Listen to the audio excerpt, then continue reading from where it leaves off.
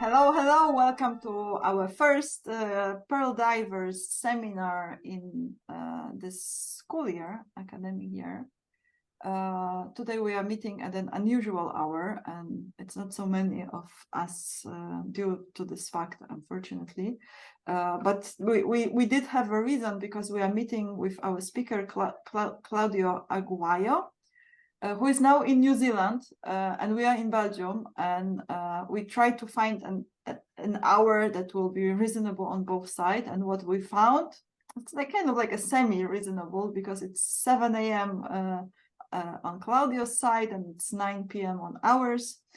Yeah, so and it's just three of us, at least for now.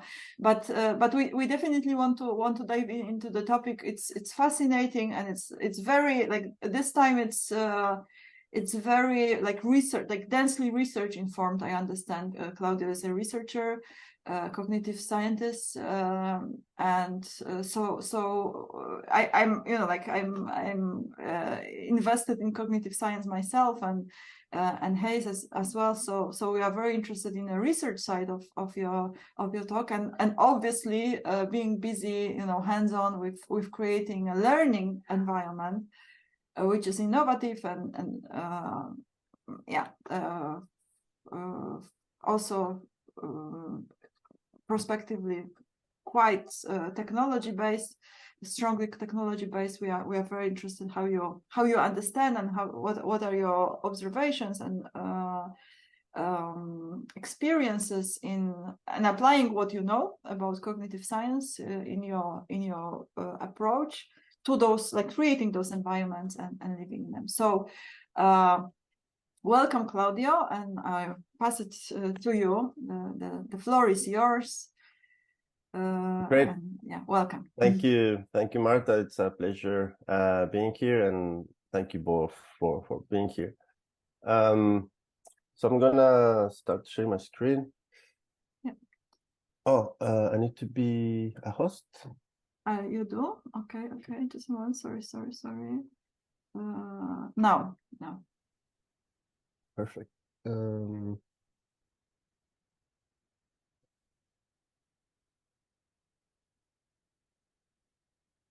Right. So let me know if you see that. Yes, we do. Perfect. Please help me keeping an eye on time. Yes. I have quite a few slides to show, but I don't really have I think it should be about an hour. Okay. All right, so let's start. So the title of this presentation is Autopoiesis and 4E plus cognition in immersive learning design.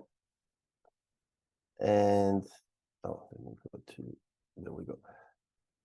So yes, my name is Claudio Aguayo. Currently, I'm a Senior Digital Innovation Advisor at Auckland University of Technology in New Zealand, part of the Te Rapautama Faculty of Maori and Indigenous Development Faculty, and also the Research and Development Director at the App Lab, which, I will be presenting some of our work as we go.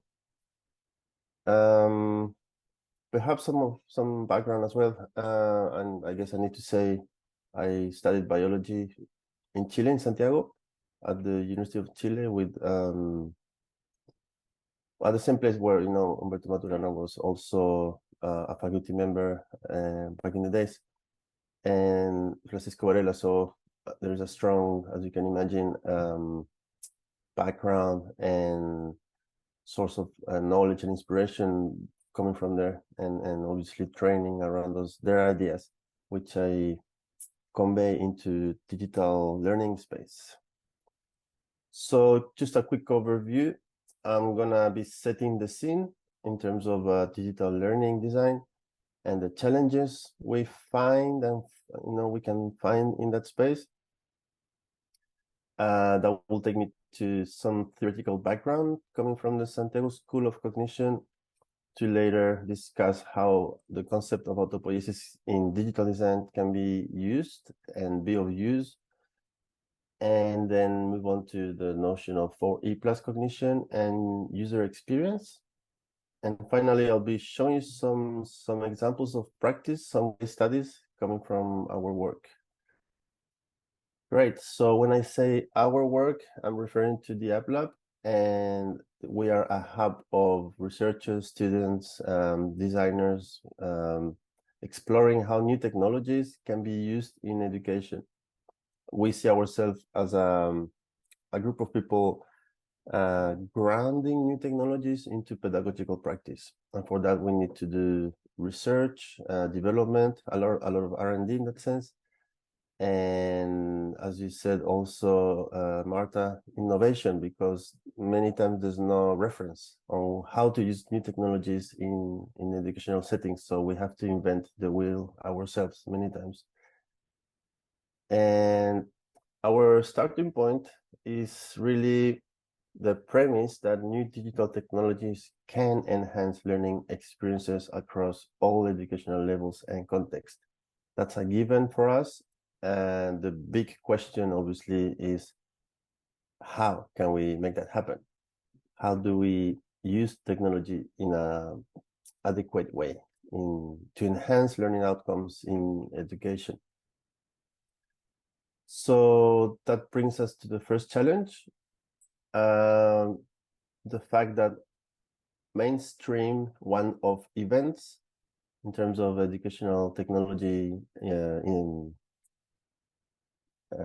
implementation in education, or intervention, sorry, that was the word I was looking for. One-off intervention events tend to decay in meaningfulness over time, which can be quite costly in terms of resources. And in saying that, I see a solution in the concept of self-maintenance, the idea of minimizing the decay of digital interventions over time by this quality of being able to maintain the intervention over time. In New Zealand, by definition, by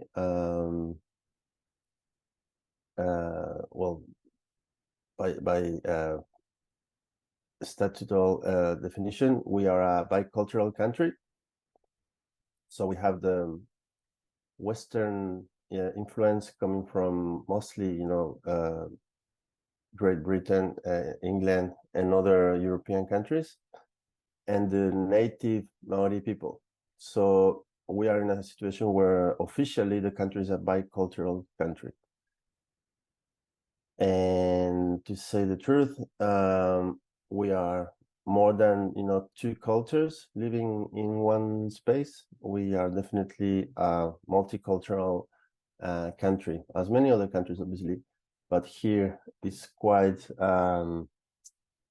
obvious how we see the influence of different cultures in our society, with the Maori people being the native people, and Europeans and Asian people and Latin American people like myself also finding ourselves in the country. So that brings us to the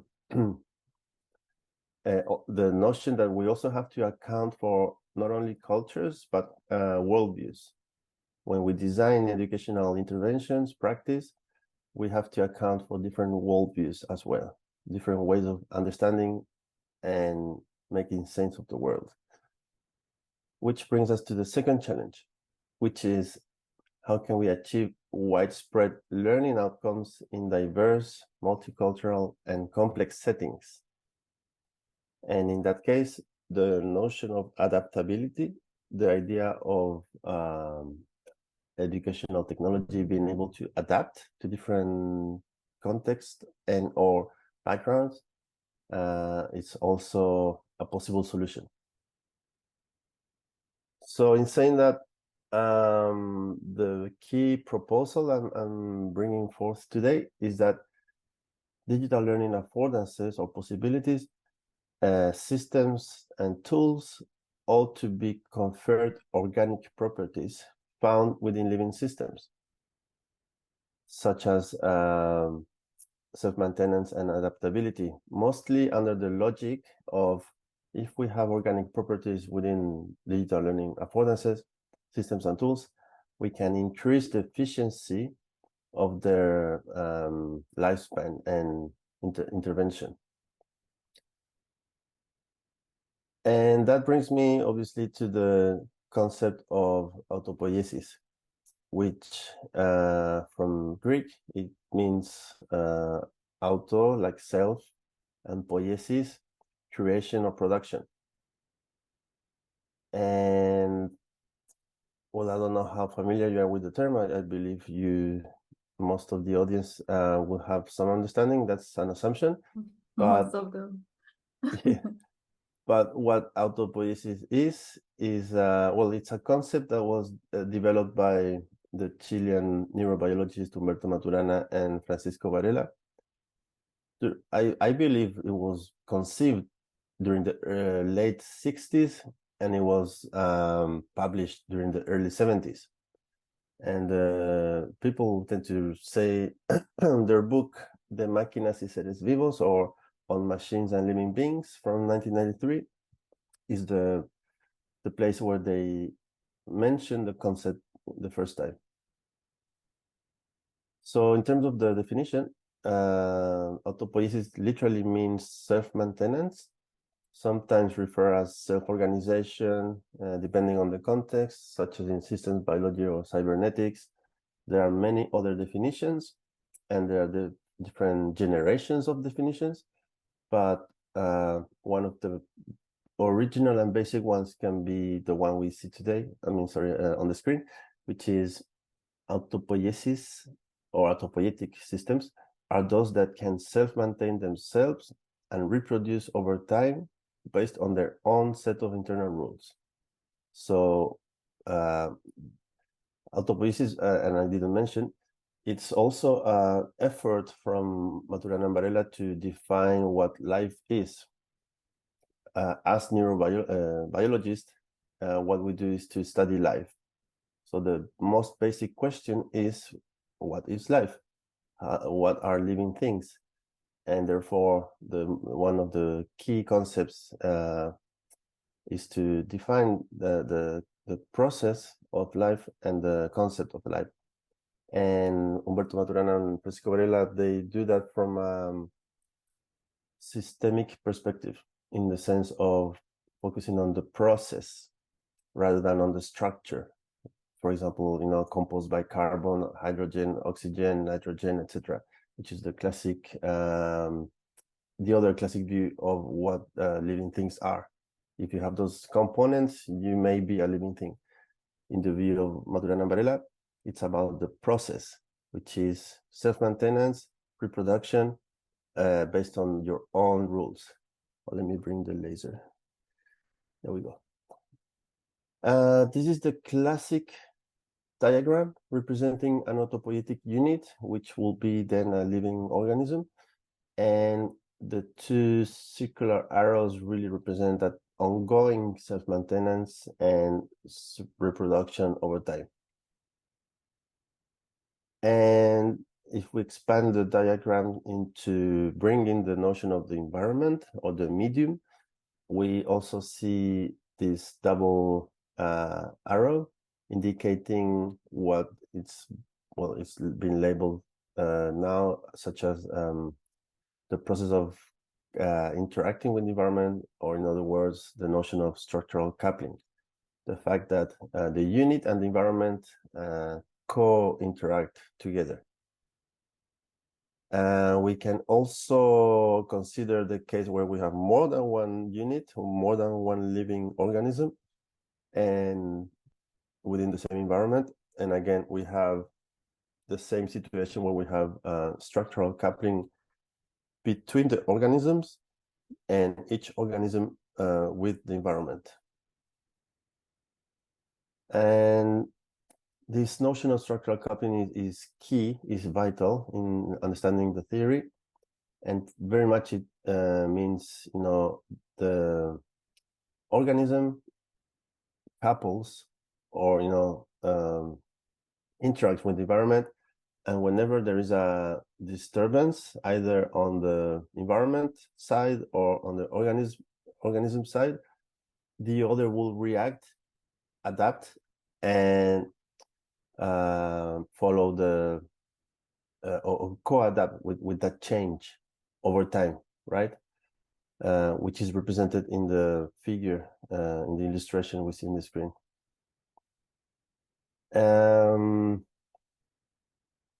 This diagram shows that process a little bit further.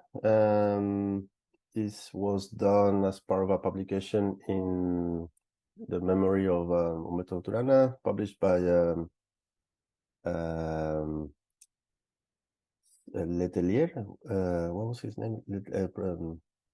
Dr. Letelier from Chile in June 2021, refreshing the audience about what that concept is.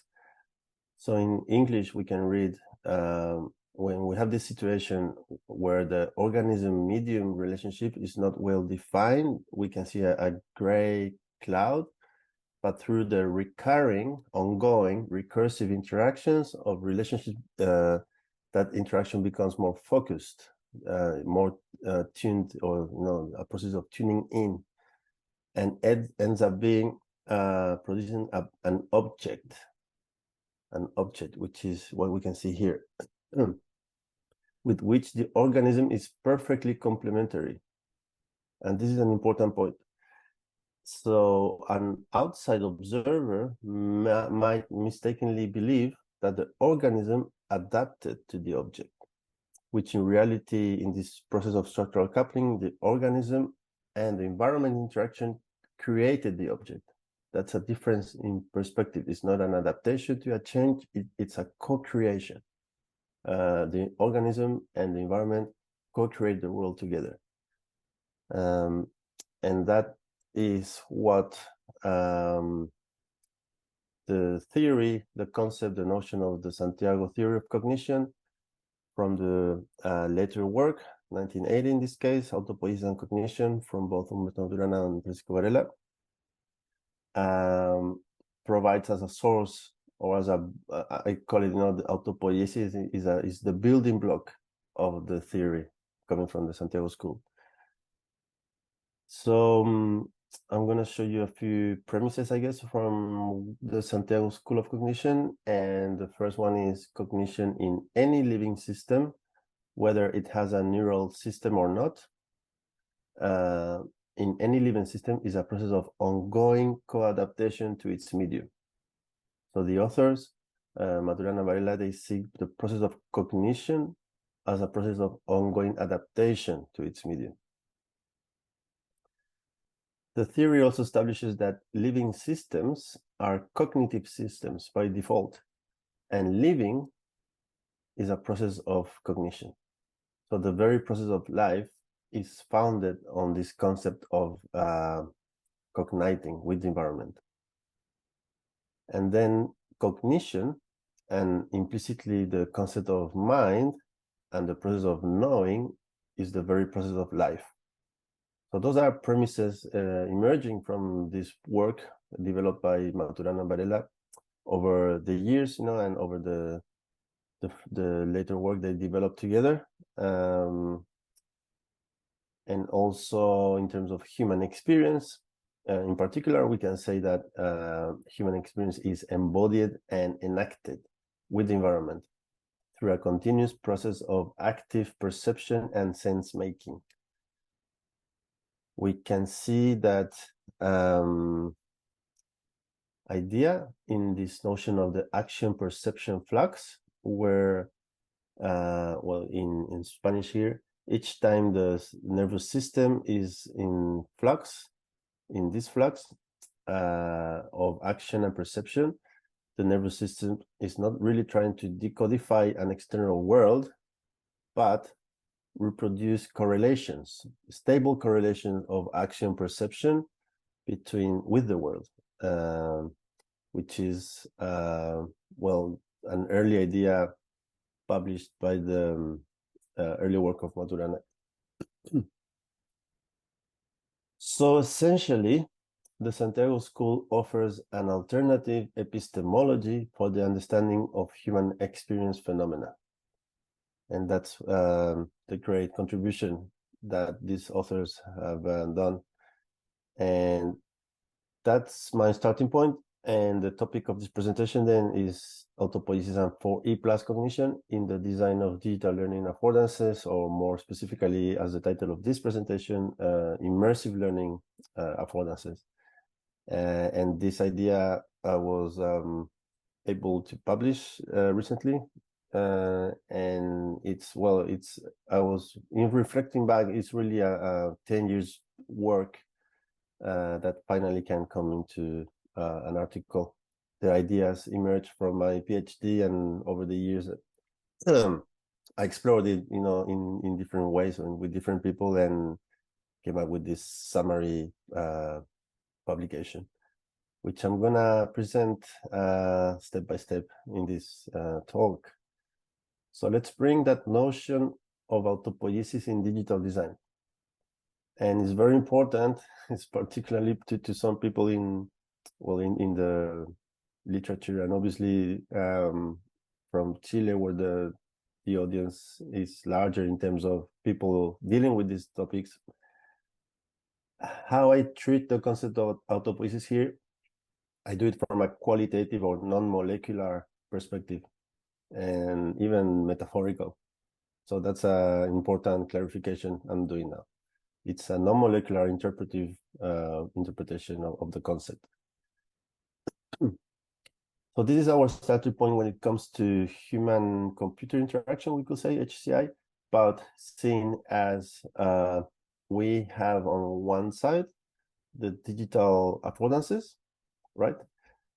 And on the other side, we have the users or the learners. And when these two come together, the digital affordance and the user, the learning process happens. Okay, we'll provide more details on that, but let's start with that notion. This also happens in a medium, right? And in terms of human societies, we can at least, and there are definitely many other dimensions, but in the context of this presentation, what we want to say is that this happens within an educational dimension, an ecological dimension, a social cultural dimension, and a technological dimension. And again, there are other dimensions, but these are the key ones I'm considering now. And in saying that, or in discussing digital affordances, what we can also infer is that we are talking about a user interface, especially coming from digital design terminology. So the interface by which humans or people can interact with the digital possibility, option, affordance. And on the other side, the coming together of humans and digital produces what is known as the UX, or the user experience, right? So we have this situation where we have the digital affordance and the users or learners conceived under these two key concepts, UI and UX, user interface and user experience. Now let's bring the notion of structural coupling, renamed in this context as reciprocal coupling, particularly by authors like York, 2000, and Sumaran Davis, 1997, where from a complexity science applied in education perspective, we can say learning is regarded as an emergence that occurs between the coupling or interaction of learning actors. That's the key point.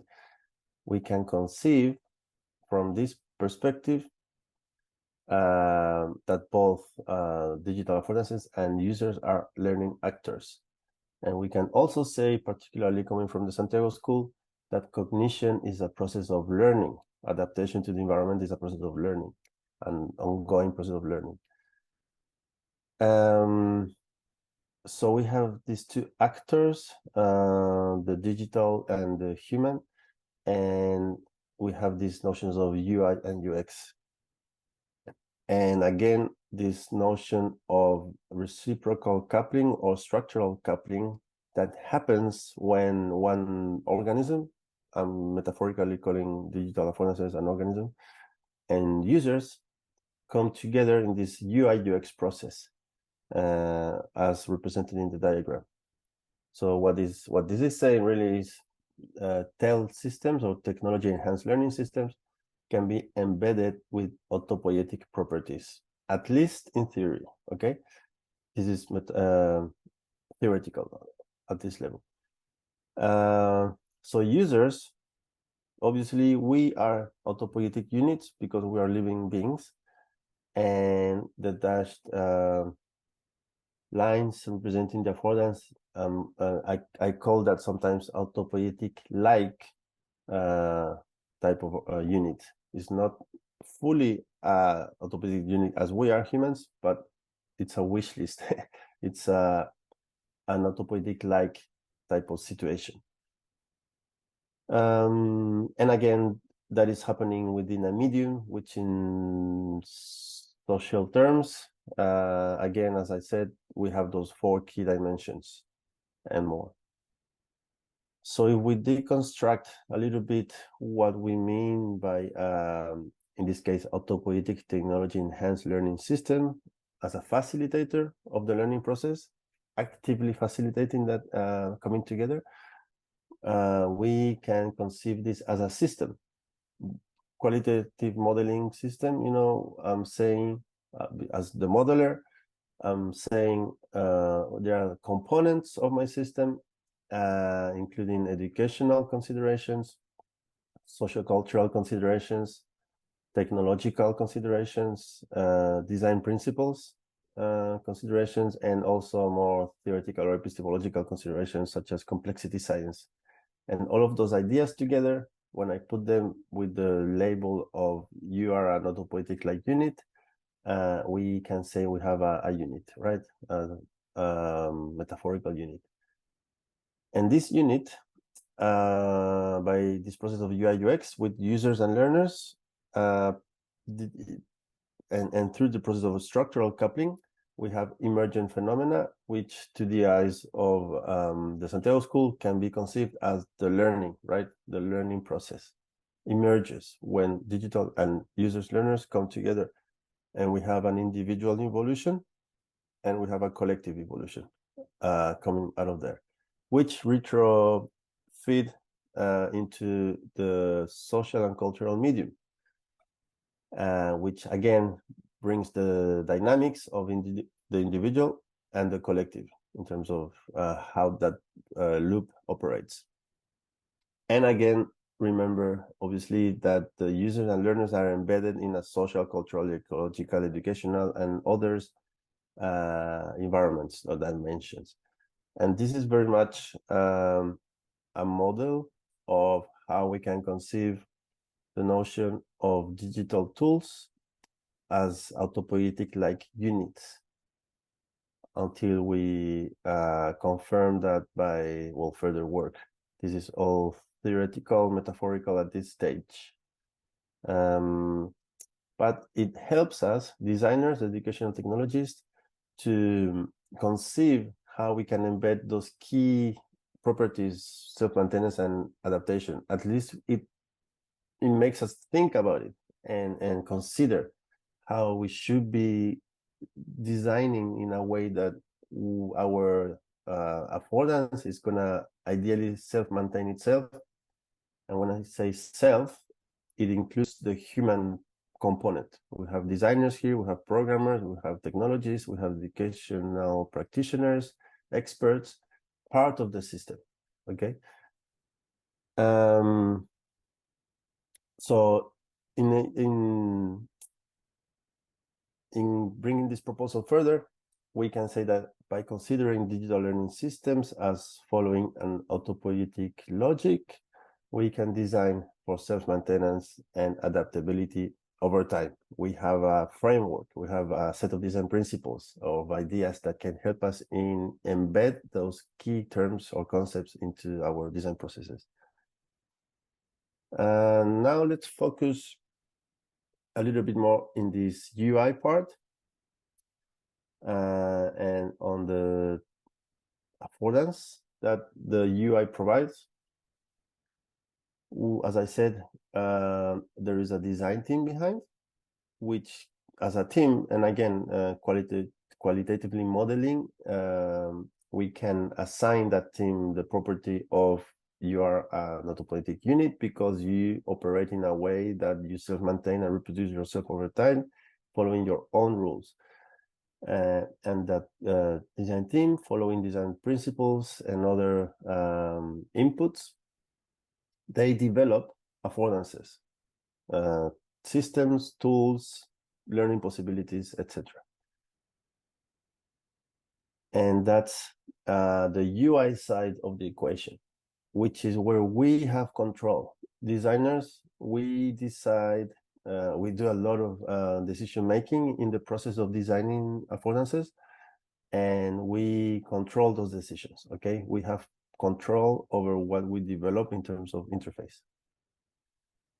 And in saying that, the proposal also is that the focus of digital learning design ought to be creating self-maintenance and adaptability, or autopoietic, like technology-enhanced learning systems in education, which really refers to the UI.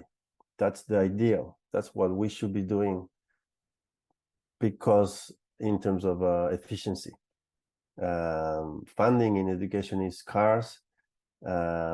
We do, want to make interventions, digital interventions, that stay as long as possible meaningful to users, to people.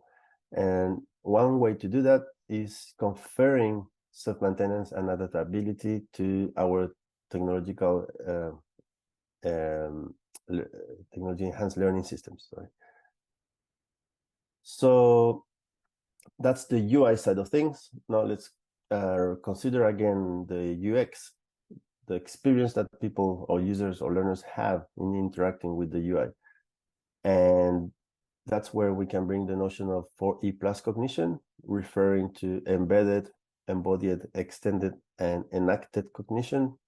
And the plus, in this case, refers to dimensions such as affectivity and emotions. So we have our UI side operating as an autopoietic-like facilitator, and we have our UX side, where we have our users and learners, and they exist, operate within a social cultural medium, right, which is dynamic, unpredictable, etc. So we can see how cognition is embedded socially and culturally depending on the context for each user and learner, and I am mapping that out as being here in this illustration. We can also map out the embodiment, which is the vehicle, right? Our bodies are our vehicles, our flesh interface that help us in getting that experience, in interacting with the interface. So I am mapping out embodiment or embodied cognition, sorry, at this level as the interface that allows for that experience. Talking about the thesis of the extended mind and extended cognition, we use artifacts present in the world to conceive our cognitive processes, and I am mapping that out at this level, at the interface, at the user interface is where we can find that notion of extended cognition. And in building over in action, I see it as the whole, right? That comes or exists where the interaction, the learning as a structural coupling process, the co-creation with the world, the enaction of the user, and the design system affordances, etc., occur at the very stage. So we have learning as a structural coupling that is emerging from this inaction between the UI and the UX by means of embodied and extended cognition, and that is occurring within a medium, sociocultural medium, that defines defines everything really, because different contexts, different cultures will make sense of the world differently. And we find this in the medium, cultural background or the baggage that people bring into their actions and interactions. And in terms of affectivity and emotions, I see it as residing in the meaning-making process of the experience. So it's very much unique to everyone, obviously. But in trying to put it here, maybe we can discuss that later, where we could put emotions here. I was thinking just encompassing everything, but it really depends on your cognitive framework, how you will sense meaning and meaning making of a particular experience, and that's where the affectivity and emotions will come in, depending on your structure as a autopoietic unit. If you have, if you come from a particular background, culturally, socially, something might affect you emotionally. If you come from another one, maybe not. So it's more defined by each person, how that is operating. Great. So this brings me to the notion of immersive learning, which is based on immersive technologies. What is immersive technologies? It refers to those technologies that attempt to emulate a physical world through a digital or simulated reality by creating a sense of immersion or deep cognitive involvement. Some people call it presence, a feeling of presence, of being there. And that can happen thanks to new technologies. And that brings immersive learning, which is the type of learning that occurs when users or learners engage in a simulated or artificial or real. When I talk about digital technologies, it's simulated, artificial, but we can talk about analog technologies, and that can also occur without immersive technologies, this immersion. But users, learners engage in a simulated or artificial immersive experience where sense making occurs during the reciprocal UI/UX interaction. That is immersive learning. So more thinking in terms of education, how to best design immersive learning. And that has, well, more than two sides really, but here we're dealing with the UI side of things. How can we design immersive learning interfaces? And also on the UX, how can we design immersive learning experiences? Well, at the end of the day, it becomes a unit, right? That emergence, that coupling together. And that's where, well, the Santiago School in particular establishes that cognition is socially and culturally embedded, and not only the Santiago School, but also the thesis of embedded cognition. And in terms of design, this requires attention to social and cultural characteristics and needs when designing immersive learning. Yeah, I don't know how much the audience will know in terms of digital design, but when you design something, you always have your target audience in mind, because you need to match the characteristics and the needs of that audience with what you're designing. For example, if we're designing something for children, we have to keep and have a narrative, set of elements, visual content information that is matching children, not adults. And the same can, or the same is true for cultures. If I'm designing for culture A, I need elements that match that culture A, not culture B. And again, that's where I'm mapping this embedded cognition in this diagram. Cognition is embodied, as I was saying before. We experience the world through our body in terms of an interface, and that is what we refer to as cognition is embodied, and that brings attention to embodied design, which is actually a big field in digital design. to engage and involving the body as a critical process in this UI UX design. And again, just emphasizing how that can be mapped in this UX part as we experience the learning through our bodies as well, in terms of an interface, a border. Cognition is extended. And obviously that refers to the extended mind thesis, stating that the mind does not exclusively reside in the brain and the body, but also can be extended into digital, in brackets, or into artifacts existing in the physical world. But when it comes to immersive learning, those artifacts are digital. And again, that extension happens in this UI level.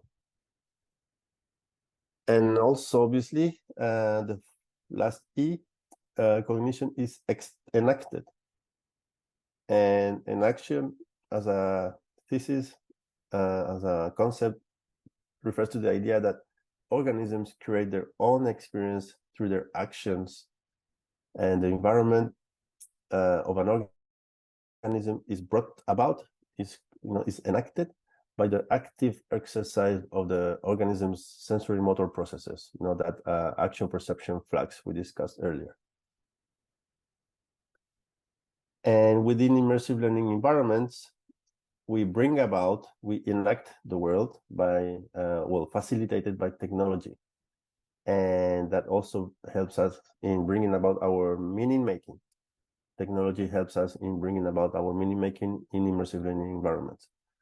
And as I said before, we can map that in action occurring between the UI and the UX. And actually, I did not include it here, but I also have a concept referring to IX, which is the interface experience, not the UI, not the user interface or the user experience, but the interface experience, which will be combining UI and UX into one thing. And that will be the very emergence of the new property of that coming together, which is in this case learning, enacted by the users and the learning actor on the technology side. Remember, this is an active facilitator of the learning process. It's not a passive facilitator. In theory, we want the digital to be an active facilitator of learning.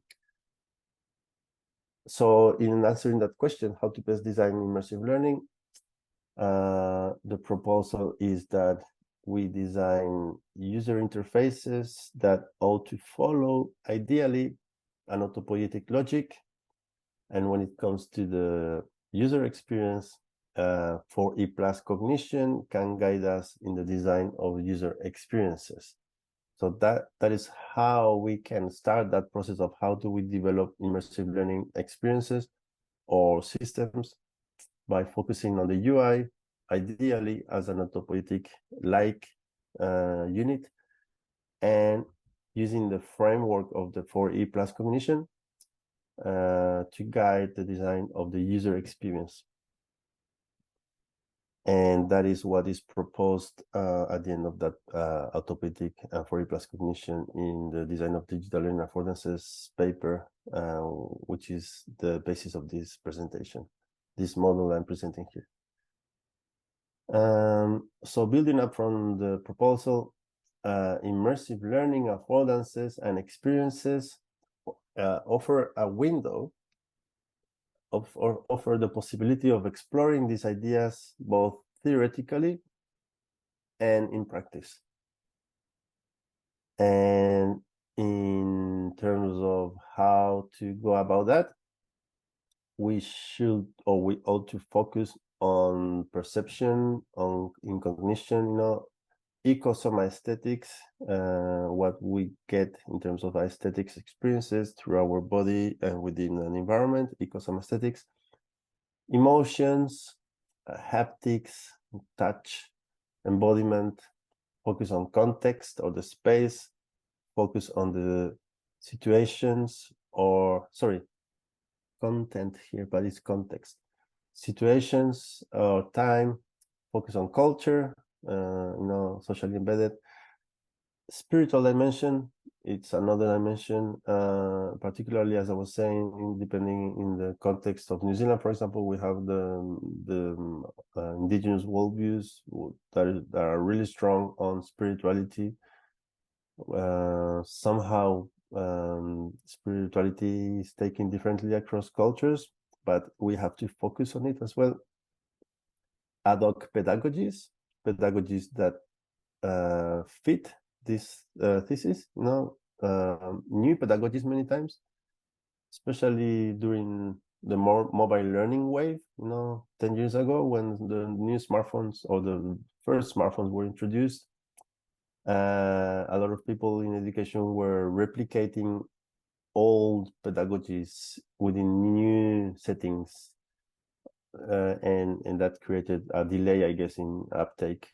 But the ideal is that we have pedagogies that are developed and fit and are suited for the technology, the new technology, and also the metaphysical, etc. And we have many other points of focus, but these are the key ones. So when we are designing an immersive learning experience, we should somehow account for these different factors and more. But these are the basic ones. So at this stage, I can show you some examples of practice. Am I doing okay with time? I guess we have time, right? Yes, it's fine. Yeah, it's been like 50 minutes. Sure. So I'm gonna show you some examples, and I need to introduce I wasn't sure to do it earlier and to what depth, but the notion of mixed reality or extended reality. The term extended reality is a bit confusing with extended cognition, but in digital design, in immersive learning design, we refer to XR, extended reality, as this idea of a reality virtuality continuum where the real world ends. We can say digital is at its 0% digital, and on the other extreme, in the virtual world, the real world is 0 and the digital is 100%. And in between, we have this continuum of reality virtuality, and that is what we refer to as a mixed reality or extended reality.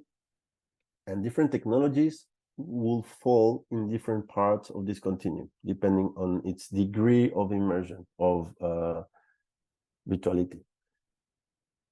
Some examples.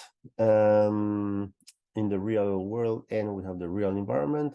And if we go towards the virtual world, we have things like haptics, intervention, hands-on, IoT devices, connecting digital with real, online 360 storytelling, augmented reality, where we are merging digital with real using a camera and an interface, augmented virtuality, which is similar but flipped. So in a digital world, we are bringing real, VR, virtual reality, basic, middle, high end, and then fully CGI computer-generated interface environments, and we can find things like the metaverse here and so on. So these are the technologies we have today. 10 years ahead or 10 years back, we will be referring to other technologies, but the notion is that different technologies can fall in different parts of this continuum. We might be thinking in terms of artificial intelligence, which actually could fall anywhere except, I guess, here. And it depends on its presence, how much is present in this continuum. So with my colleagues Ronnie Videla and Thomas Veloz, we have been playing with these ideas of entangled cognition, which we refer to as the capability, the ability we have to believe we are in a situation, even if it's real, artificial, or digital or virtual. We believe we're in a situation. I don't know how much experience you have with using and wearing virtual reality headsets, but when you do it, you embed yourself in that environment. Whether it could be, a storm in the mountains or floating in the International Space Station, where you actually feel the notion of zero gravity. It's amazing when you do it. You are you're not in the space, but you feel it. It feels like floating. It feels like being in a storm. So we propose that cognition can be entangled. And obviously we are coming from the quantum physics notion of entanglement and ideas. So yeah, I invite you to consider checking this out. But in terms of this presentation, what that also means is that obviously in quantum theory, what we observe depends on the observer and on the process of observing. We can see how different events will fall in different parts of this continuum, which having it in a line, in a linear sequence, does not make sense anymore. And having it as a circular global makes more sense, especially temporally.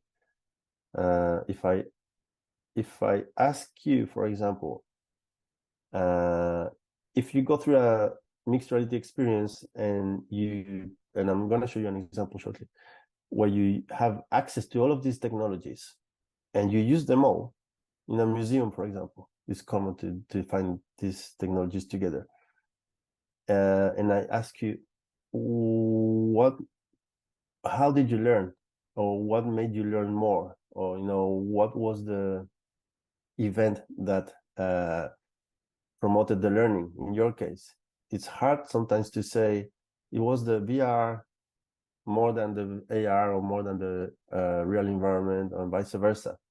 So having this in a line doesn't make much sense. If we have it in a circle, it's more obvious how that experience can be merged and mixed between real, virtual, and how augmented reality, which is up here, maybe can also be influential in my CGI environments or in another part of the real environment, etc. So that's one aspect. The other aspect with this is that there are more than one reality, very much like the Schrödinger cat's experiment. It's alive and dead at the same time.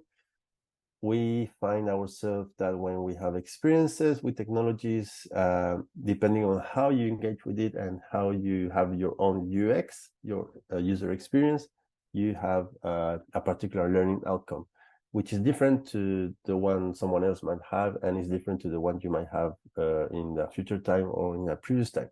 So there are more than one reality coexisting in this global phenomena, and that's what we refer to as the global entanglement. And also the local entanglement is each one of these events individually. So that's the thesis of that paper. But it's useful to present this notion of global relative virtuality continuum as a whole rather than as a line. Right, so now let's go to the real examples. I'm going to show you different examples, and somehow these have notions of the different concepts I've been presenting: embeddedness, embodiment, extension and action, emotions, the idea of global or local entanglement, etc. We can refer to those ideas through the examples. One example is the Mesh 360 project, which is an ongoing project we have with our paramedicine school at AUT, Oakland University of Technology, and we're exploring virtual mixed reality extended simulation in paramedicine education. The classic simulation scenario in paramedicine and in other fields as well is that the student gets a brief. the patient is suffering this and this and these symptoms, and then you have to enter the simulation room and you have to believe that the rubber, the gummy thing you're touching is a real body, a real person that is talking to you, no expensive mannequin, and you have to deal with it. So in terms of a paramedicine job, and that's how mainstream simulation happens. If we bring along the notion of a pre-simulation scene, like for example, ambulance helicopter ride or an ambulance, we can create a story where the paramedicine student builds up to that simulation room in a pre-simulation scenario. And that's how, or that is a really good way for students and practitioners, paramedicine practitioners, to learn stress management, learn to prepare themselves for the job, the simulation. And in this case, also, we are particularly, we were interested in exploring heart rate, physiological input or biometrics in telling us what is happening with different participants of this experience, for example, at different points of the experience. So there's no sound here, but you can imagine the sound of the helicopter. You can imagine the sound of the alarms of the helicopter due to high wind or landing, boop, boop, boop. All of that bring a lot of stress that paramedics needs to learn how to deal with. And also we give them information on the go. The patient has fallen, is critical, and then an update 5 minutes later, the patient is doing this and that. So it's a good way to build up for that simulation before the simulation. Once you land virtually and you see the patient through the window of the helicopter lying on the grass, the student has an action plan ready to go. And that's that's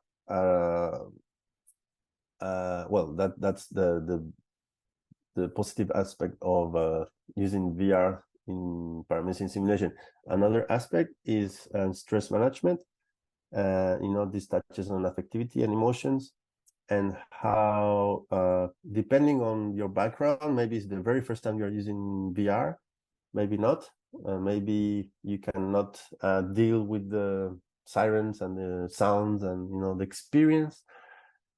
Or in this particular case, the participant on the left side, we found out after the intervention that he was in high distress, very high distress, because of his cultural background. He is from one of the South Pacific islands, and in his particular culture, touching the head of a person is taboo. You don't do that, right? But as part of the project, what we did was to put a headset, VR headset, in his head without asking, without permission. It was part of the training and simulation and research.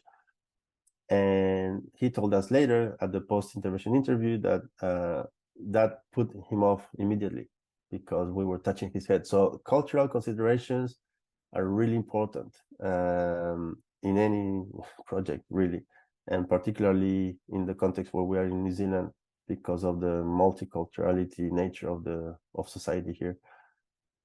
In saying that, we move on to another example. This is the traditional meeting house, the marae, traditional Maori meeting house. And using different techniques, photogrammetry, LiDAR scanning, etc., we can develop 3D versions and immersive versions, 3D models of the marae. But most importantly, particularly for learners from different cultures, for Maori learners, we can provide an experience of being in that traditional learning house for different purposes, different educational purposes, cultural purposes. And for non-Maori as well, it's really important to understand the culture, and you can engage with that by different means and techniques. We can also provide experiences with current scanning technologies, and each carving, each section of the carving of both examples here means something. Each line means something. The whole carving itself is seen as an ancestor, so it has a deep cultural meaning for some people, and we can engage with those experiences digitally.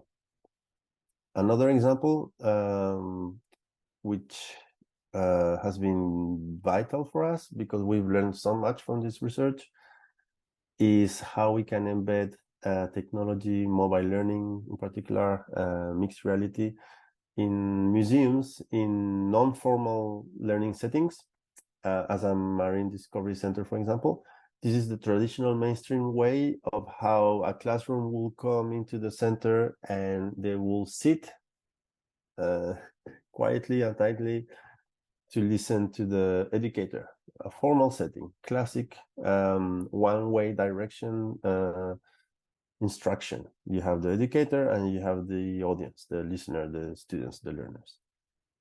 But if we bring about the notion of mixed reality and free choice learning, self-determined learning, heutagogical learning, we can embed different events, activities, entry points to this continuum with different technologies. And that's what we did. We had a snorkeling session, kelp forest made of haptic plastic, felt material focused on plastic, pollution, and touch, haptic. A website, for example, as a focal point, an augmented reality app showing different topics, QR codes triggering 360 VR from land, underwater, and drone footage, and a high-end virtual reality experience. And in the second instance of the research, visit number 2, we had that intervention in place for students, and you can imagine immediately how students engage with the learning, the sense making of marine conservation by a completely different mode of learning, self-determined, pedagogical. The educator is no longer in control, but the learner is. This is the VR, the high-end VR. I like this picture because at the same time we can see a low-end VR, a cardboard headset with a phone inside, where the little girl is experiencing a similar event. Pippi's Well, so that's the VR experience where we have a fish telling the user all the benefits about marine conservation. The kelp forest, which is made out of felt material, so there's no digital in that forest. It's all analog, but it's part of the ecosystem that is the extended reality ecosystem. And it's a place where students, for example, can engage the body, not only using digital, but analog, obviously, and the real environment experience. So all together, right? That's the example I was asking before. All together contribute to this learning. And if I ask you, where did you learn more, in the snorkeling or with PPVR? Students were like, well, it's, and actually from this project, the notion of a circular XR emerged. And that's why for us educators, researchers, and designers, it makes more sense to conceive it as a circle. Are we okay with time? I probably have 10 more minutes. Yeah. I'll keep going. So we developed a series of a framework, a series of design principles from this mixed reality experience based on free choice and self-determined learning. And what we did was to transfer those design principles into another social cultural context, in particular in Chile, where we had a very similar context, a marine reserve next to a research station, and and then having classrooms going through the center for educational purposes. And we created, or very much, we brought Pipi's world into the Chilean context. So as you can imagine, some design principles work, but others we need to adapt to the social and cultural reality of the context. And we can use different techniques from social sciences, activity theory, or design-based research, etc., to adapt those design principles to a new cultural, social context. But the idea is that we offer similar experiences with different focus. In Chile, the focus is not the lobster march or plastic pollution. It's more about sustainable fishing, sustainable techniques. And here we can see, fishing pressure. We add fishing vessels, and if we target a particular species, we can see based on this food web how targeting the mollusk, for example, will affect the network of relationships. So we are teaching a food web. Sustainable fishing, if you target adults or everything that moves, young and adults, mollusk as well. And if you increase the fishing pressure again, you might be generating a lot of income. But in this ecosystem traffic light system, depending on the conditions of fishing, you have a happy environment or a sad environment in terms of ecological resilience. We can show the place from land, from drones, using 360 tours.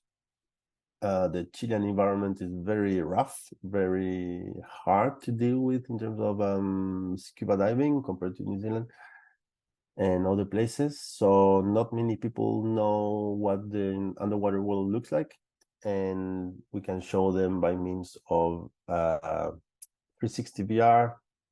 Obviously, the app has the option of splitting the screen, so you can use a cardboard headset for immersion.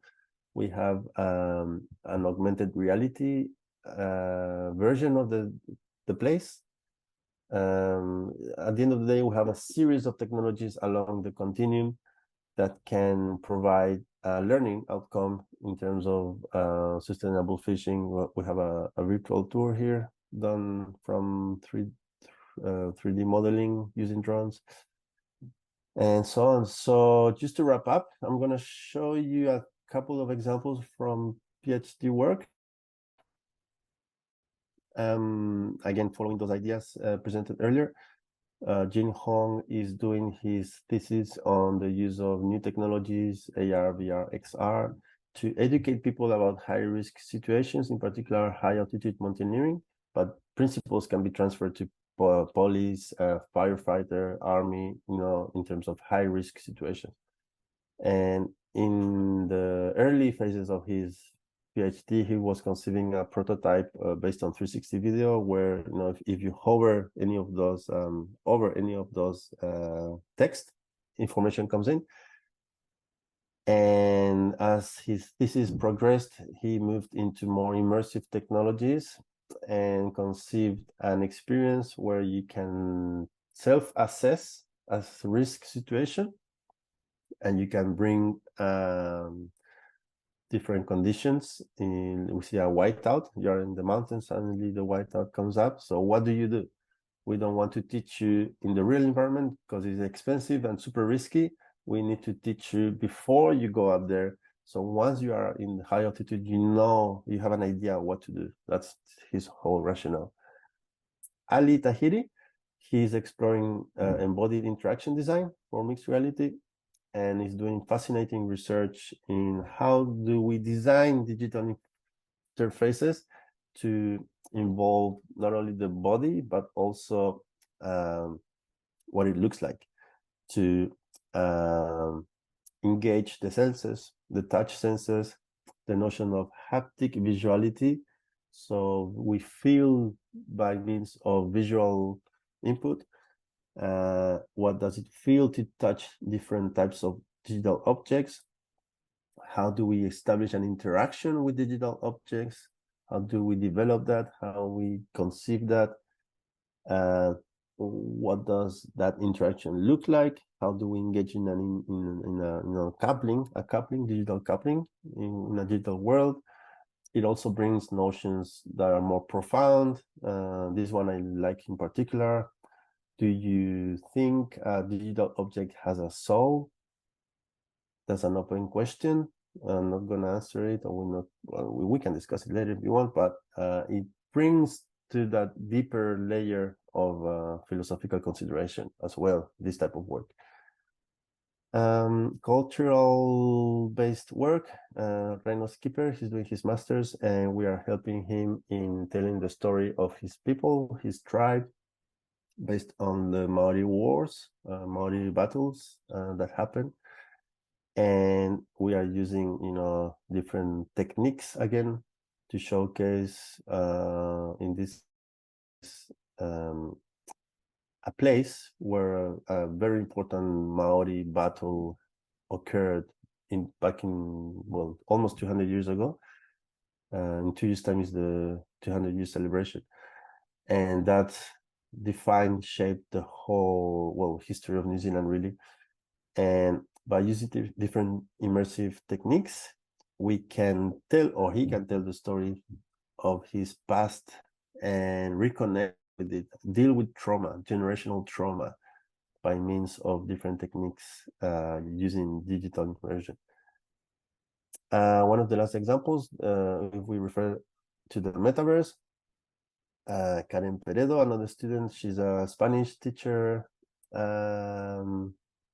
and language teacher person, and she explored how the metaverse can be used not only to teach Spanish but also cultural competence, and she did it following the figure of Frida Kahlo, the Mexican artist, and she created a metaverse environment where learners can learn following their own needs and motivations, self-determined learning in a virtual space. So you progress as you go. You don't follow a educator. You are free to explore, and you find different galleries, different spaces.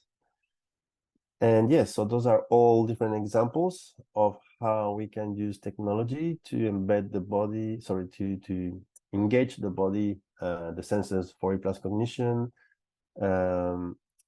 and the power of digital experiences for storytelling and for creating aesthetics, emotions, etc. In particular, we can consider, many cultures, many people believe forests are places where we find spirits and guardians of the place. So for a Maori person, for example, how do we represent that different worldview? And techniques and technologies help us to achieve that in different ways. So wrap it up, autopoiesis is in terms of digital design. We find that we have philosophical and practical considerations. Currently, it's also highly speculative. The autopoiesis side of things is mainly targeting the UI level, the interface design level, and mapping of design principles and design workflow relationships, seeking autopoietical coherence is the next step in the research. COT, referring to chemical organization theory, which is the work we have been doing with Tomás Veloz, and using that technique to map coherence in autopoietical terms. And very important to consider the potential role of AI, artificial intelligence, in the self-maintenance of automation or self-maintenance of the interface, but always need to consider the human loop or the human control there.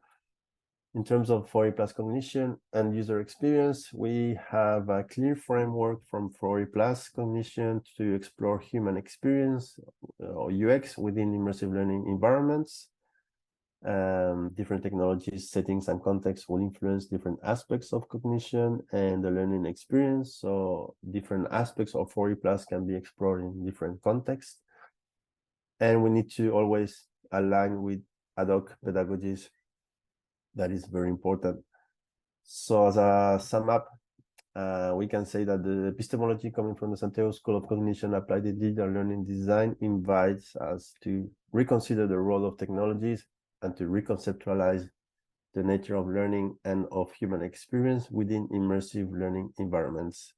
But there is still a lot of work to do. So that's it. I don't know how much time that took, but I hope you enjoyed. And yeah, time Thank you, for Claudio. questions and discussions. Very, very interesting, and a lot of like I love the examples you are giving. It's like the showing very clearly, you know, how busy you are with practical implementations of all sorts of environments and skills, and with different partners. I understand, yes, because those like partners or educators on the like design side of the content, yes, and environments and bringing it. It's like a, you know, a partner in this design. Hayes, do you have questions, comments? No, it was. I'm very intrigued. I'm a daily user of virtual reality. I have my MetaQuest thing that I use very often, not only for gaming, but also to immerse myself into whatever. So it was pretty interesting. There was a little detail that you mentioned.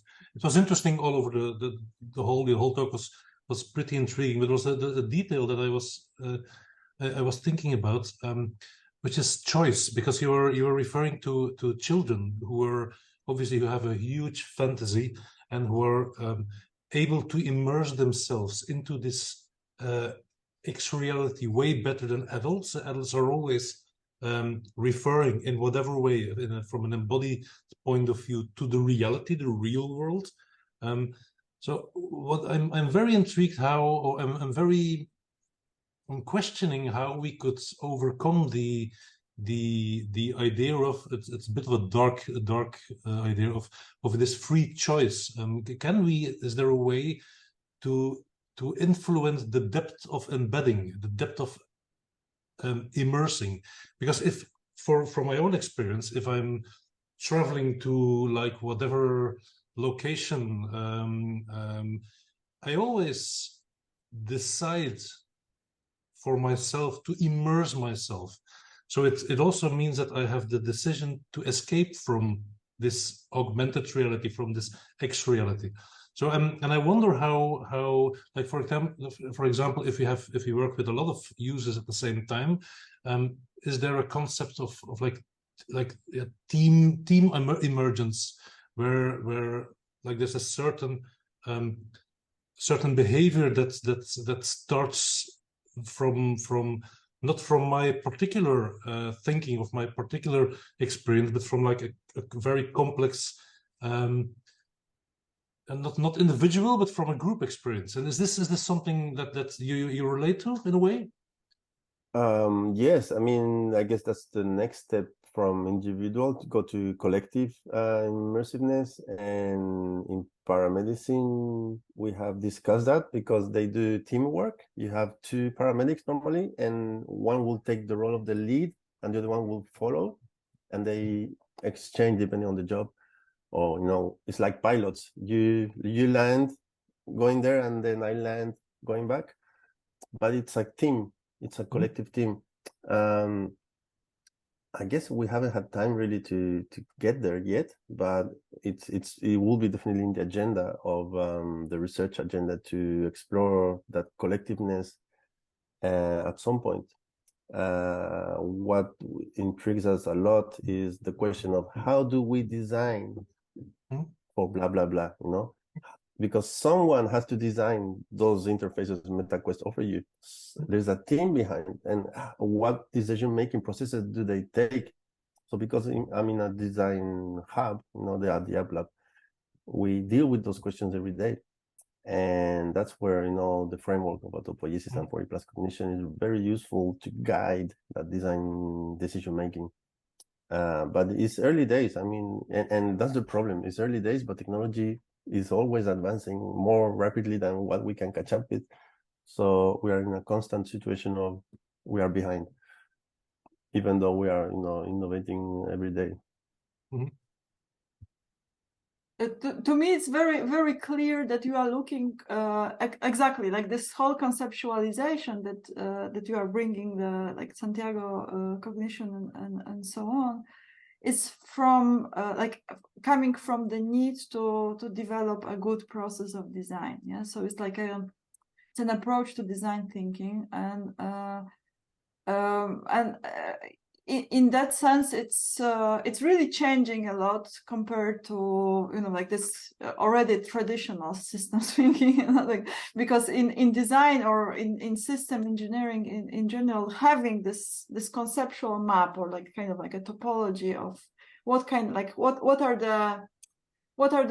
is the interactivity of the system we are building, what are the logical loops, what are the structural loops, and so on and so on. This is that's the basis. Yes, so the map that you use, and the kind of like an underlying metaphor of the map that you bring into you bring the metaphor of an organism, and it changes a lot in understanding. Yes, it's so it's a huge shift in general in technology development and in engineering. Yes, this bio inspirations. Yes, and indeed in that the autopoietic models are like they are like coming into engineering, because they are providing the this map of those flows. Yes, what to consider, how to build it, how to plan it, and from what you say, you are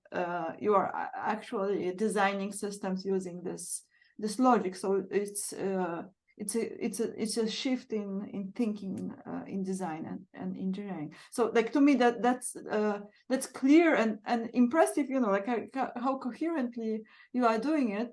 I'm like listening to you. My personal interest is from the other side, and here I have like a lot of question marks, which I understand. It's like you have another optics, and an educator comes in to the equation, and they say what they want to teach and how, and what is the like pedagogical outcome. So all sorts of things. And here I wonder,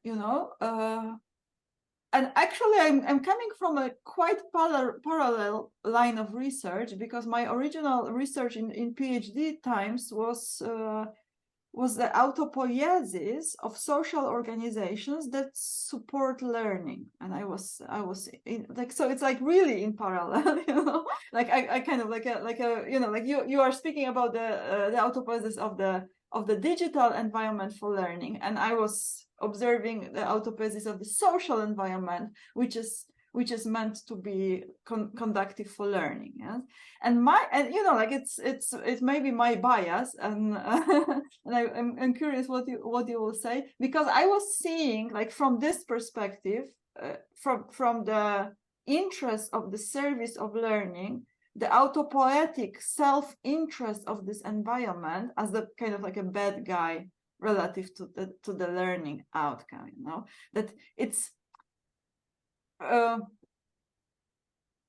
you are in an environment that is here to serve your cognition. Yes, but in the end of the day, it's like creating autopoietic loops for itself to self-produce and self-maintain, which is like very apparent. And I was interested in universities, that at the end of the day, the universities like care about their own KPIs and like employment of their own people, and maintenance of their own curricula, and so on and so on. And from that logic, the metabolisms of the university is just like absorbing the freshmen from one side, and like kicking off the alumni from the other one, and the flow must go on for the departments to keep like in shape as they were.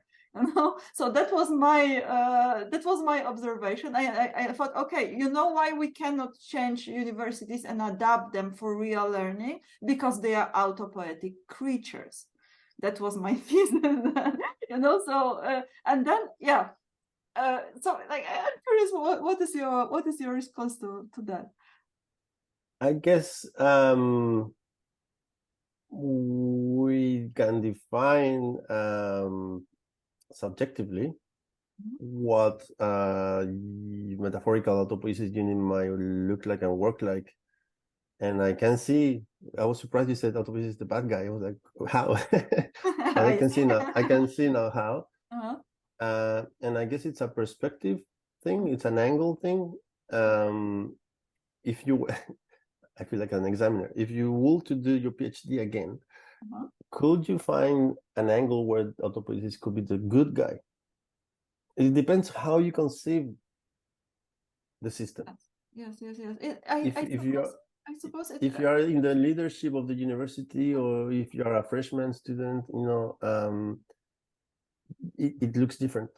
From like from the perspective of management, yes, or design, like organizational design and management is kind of like a parallel to systems engineering. And like I'm not saying like it, like I'm like in that, from that perspective, it's absolutely like a correct approach to maintaining systems and designing and creating and so on and so on. Yes?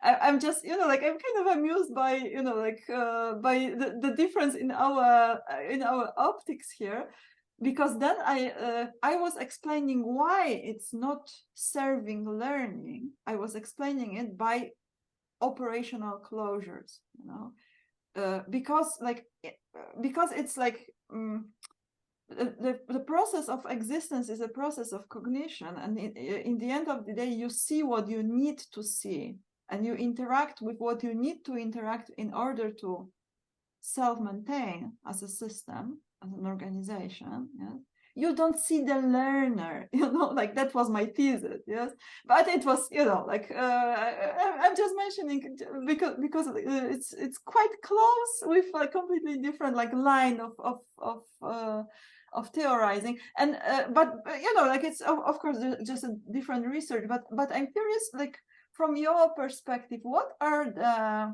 you opened very interestingly saying that the meaningfulness of learning is supported or augmented by the fact that you approach it in an autopoietic way. So I'm curious about it, like how does the autopoietic approach to your design serve meaningfulness of the whole experience?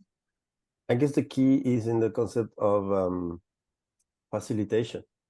The fact that we consider both technology and humans learning actors, they're both equals, metaphorically. And the system we design is intended to facilitate learning. Morrison 2002 speaks about complexity in education and talks about how educational systems should or ought to facilitate, not to gatekeep or lead, but to facilitate learning. And in that view, I guess that's the answer. If we conceive that active facilitation as the mission of the system, the purpose of the system, then we see how education can be positively affected by the view. Yes. So it's that key word of active facilitation, I think. Yeah. So it's a very important moment where you choose what the autopoietic process is about. Yes.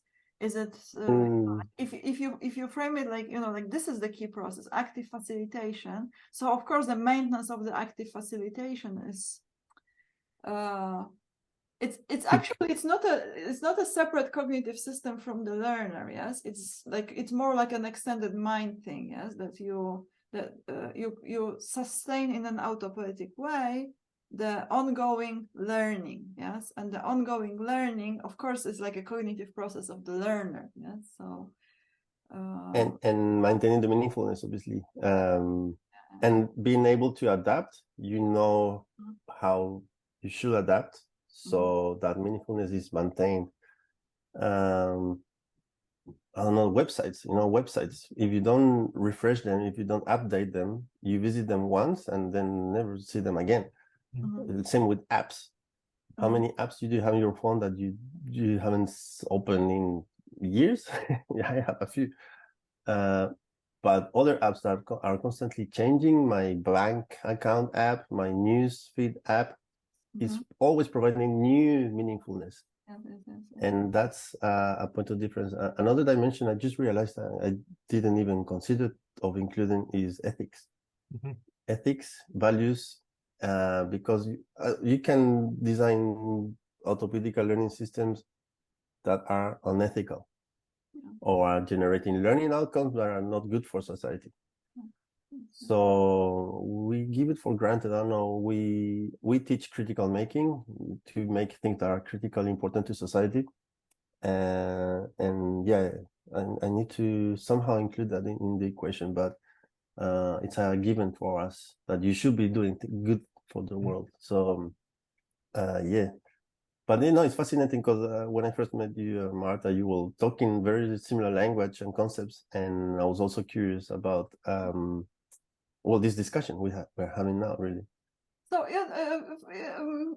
so it's a different application of the same kind of conceptual apparatus with which you can render different phenomena and understand why they are working, and also like you can see what's not working, and you can explain both, like where working process through the conceptual lens of autopoiesis, because if it's like a living thing, it is following this logic, but you can also explain persistence of patterns that you don't want to have in like ongoing, like they persist. And why do they persist? Because they are autopoietic creatures as well, so once established, and like you can like take I don't know, like organized crime. Yes, it's exactly this, because it has an autopoietic loop, and it's like feeding itself and being able to like close the operational loop. This is why it persists. Yes, so all sorts of problems, inadequacies of whatever like public service, let's say, you consider, and you say like, why does it keep doing something like wrong? Exactly, you can explain it by delineating the autopoietic closure that keeps it going. Yeah, so it's also a conceptual apparatus for social critique, and stuff like that. Yeah. So like you can have a very silly technology, or menacing technology, like harvesting data, like trying to keep you addicted. Yes, and actually this is the autopoiesis of many software agents. Yes, because the more you click, the more they exist. Yes, so it's also autopoiesis. So in that sense, like it's a living architecture of like good guys and bad guys. Yes, and depending what you want to understand, if you want to like implement and engineer a system, of course you are like following this logic to understand what's needed for it to operate. Yes, but if you want to understand how to change something and you want to research that something, yes, it's also like useful to see how it's like keeping up, yes, the way it does. I think that's the key. You just said it, and now it refreshed my mind. When I started the idea back in the days, it was about we are creating the system. Yeah. In your case, you are analyzing a pre-existing setting. Yeah. Yes. That's the difference. Yeah, absolutely. And my research question is why, like my research question had to do with resistance to change. And I wanted to understand why does it say that it wants to change, but it doesn't. Yes, that was the question. So yeah. So but it's nicely showing, like there's it's a framework. Yes, and with this framework you can highlight many different dynamics. And guide design processes. Many times design teams don't follow nothing. They just do design thinking and that's it. But lack of epistemology, lack of philosophy or ethics for us is really important, having them. Yes. And yeah, the key is that we have the power of creating our systems as we want. And that's what I am realizing now. That's the difference maybe, or the other side of the equation is that the system is fresh. We created it because we need it to be like that, rather than we have a system and we have to live with it. Yeah. Is the system of this creating this system, the concept of creating these systems, is that the seminus of this semi autopoiesis that you were talking about for this this stealth systems, for example? You were referring to, like, it's not real autopoiesis, it's more like a semi form of autopoiesis. Is the creating of being able to create a system, is this does this give the emergence of this semi concept or not?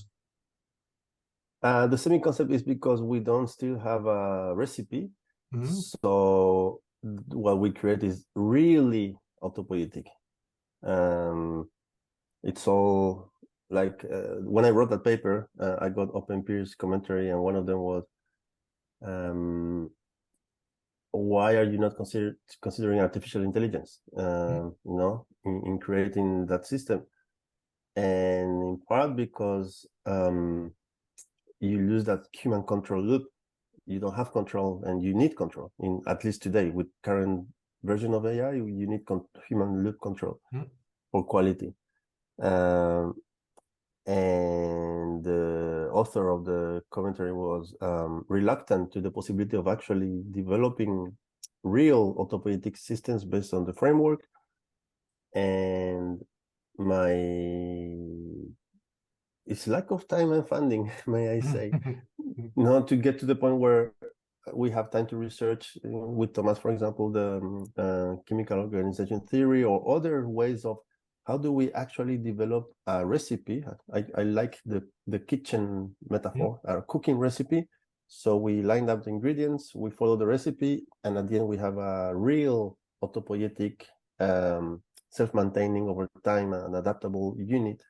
And artificial intelligence feels like it has a role to play, but we need that human control. Yeah, and if you ask me the question in 10 years' time, hopefully I will have the real recipe ready. But again, real life comes in, and the lack of opportunities really to develop this agenda further.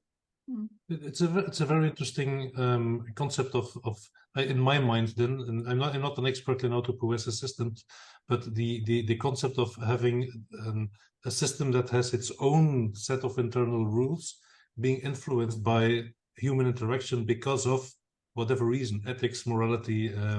So is it still autopoiesis then?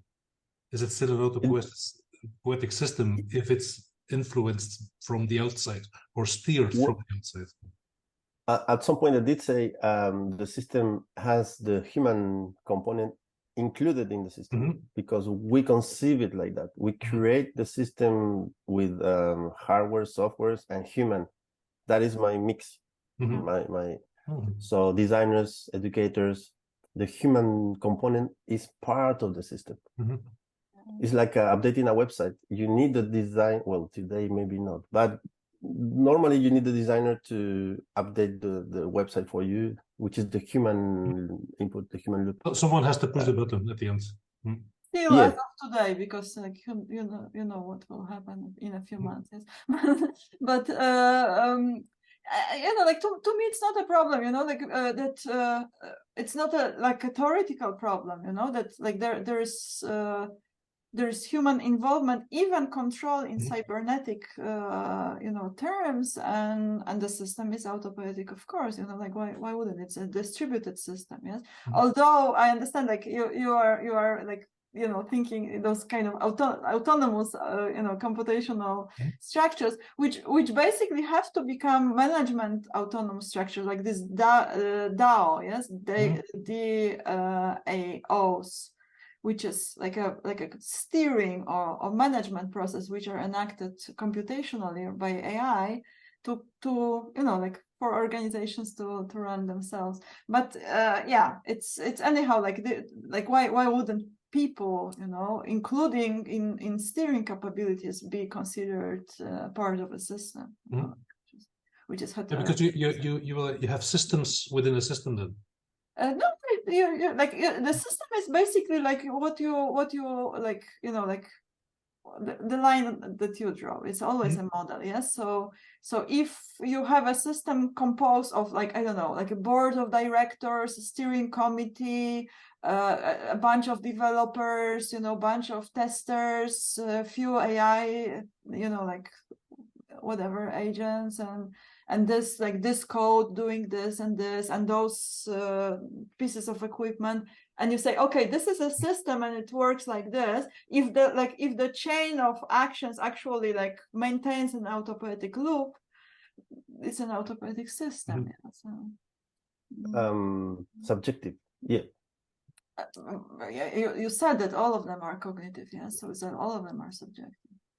And I will add that by definition, systems are composed by subsystems and are part of suprasystems. Like that's part of the systems theory. Yeah. So it's how we frame it, how we conceive it, where we draw the line, which is up to us. We have the power of doing that, or creating from an empty canvas and creating from scratch the system we want.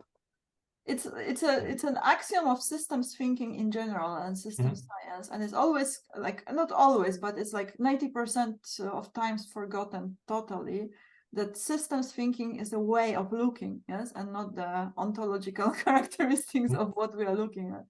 We draw a particular map of connections that we call a system, and of course it can be valuable or not, useful or not, and it's useful when it's actually following some meaningful interactions that do happen in that way. But in the end of the day, what you call a system is your choice, and it's your map. It's a mapping. It's a very interesting theoretical approach, Claudio. I'm very happy that you were a witness of this. It's really intriguing. And practically speaking, we I already imagine all those VR, things in our activities. So we should talk, definitely. Yeah. And well, that's a comment we get a lot. It's highly theoretical, but we are putting it in practice somehow. And linking theory to practice is apparently, from other cognitive scientists, it's a good thing and a novel thing, not an easy thing to do, but with digital we can do it. Yes. Did you have any data, or did you gather any data from the difference of experience by children when they have like this typically traditional way of teaching? You had this picture of this museum, this maritime museum with the educator and the kids just standing around, and this emerging way of education. Is there data available? Is it? Because I was a bit intrigued about this linear idea of, okay, what's the reason why it was interesting? Is it because of was it because of the VR? Was it because of the experience? Is it what was the trigger to make it better, to feel it in a better way? What's your experience in that? Is it better for the kids, like from an experiential point of view, to have this emergence, or is it just like fun? We have a lot of data. That project, we collected post interviews, focus groups, follow-up interviews, and it's a different mode of being in a museum. Imagine you are sitting and you're surrounded by cool stuff you cannot touch because you are listening to this guy in front of you talking about what he knows, and versus freedom for kids. Imagine. And you can choose from the kelp forest to draw and touch, or the VR, and you have a collection of options, and they're all intertwined and linked under a theme. I guess that's what they liked. And obviously the snorkeling. Let's not forget the real world experience that they bring back to the classroom, to home, to the center, and everything builds up. So that's why that linear sequence, did you learn more in AR or VR? It doesn't make sense. It has to be global to understand it as an educator point of view. And that's what triggered that paper we developed later with Ronnie and Tomas on entanglement. And please have a look at it. It's fascinating how quantum physics can really help again in Okay. developing that. And the next step for that paper is how do we develop pedagogies that play with the notion of our mind being able to switch on and off with different realities? How do we scaffold that? That's the next steps for that paper, for that line of work. Very interested to have. You should go to New Zealand, Marta, I think. You are adding another E to those 4E, like and we tried, Marta, but the reviewers were no. the infamous reviewer too, yes. It took us 2 years to publish that paper because of back and forth with the reviewers, and we were proposing a 5th E, and in the title we had 5 E's of cognition or something, and we had to tone down our enthusiasm and leave it like embedded. But yes, that's the goal, to provide a 5th E.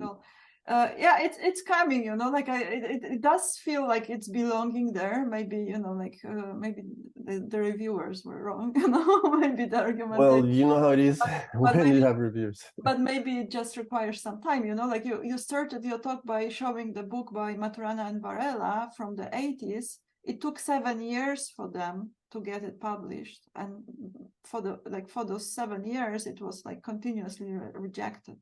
And now we are basing all paradigms on their work, so it's just the way it is.